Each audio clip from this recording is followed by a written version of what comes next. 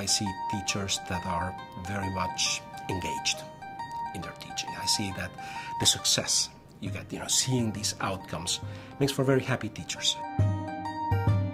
Sometimes I see people say, well, I am using technology, but I'm a history teacher. And they're a math teacher, and my other neighbor here is a phys ed teacher. Well, we teach such different things. What do we all have in common? I say, well, hold on.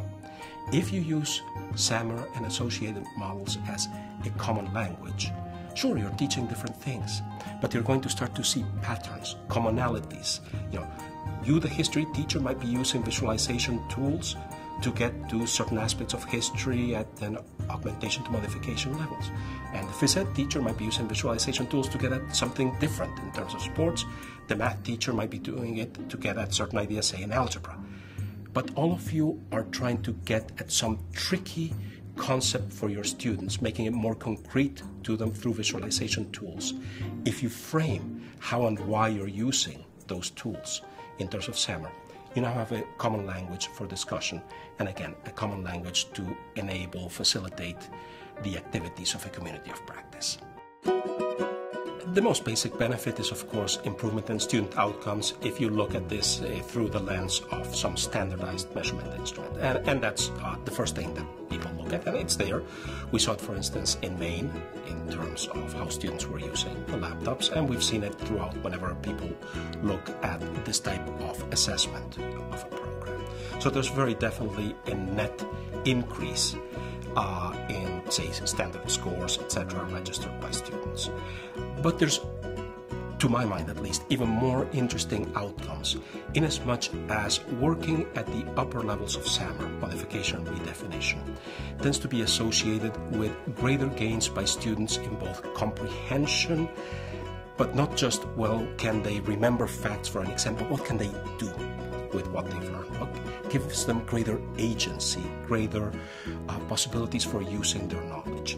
It also opens up more possibilities for forms of student interaction where we're looking at elements such as peer mentorship, learning from each other. And then there's one more thing that I view as, frankly, very crucial, and that is for teachers to talk about what they're doing, build up an effective community of practice in their school. For beginning teachers, my recommendation is look at the model, look at examples of the model, then get together in teams with other teachers and create what I call rough SAMR ladders. Pick a unit of instruction, something that matters to you, and say, okay, as a team, we're going to figure out how to incorporate technology in such a way that we go up the levels of SAMR. Rough out some ideas, try to, if you will, get a little bit of a taste for what it's like to incorporate the technology in this fashion.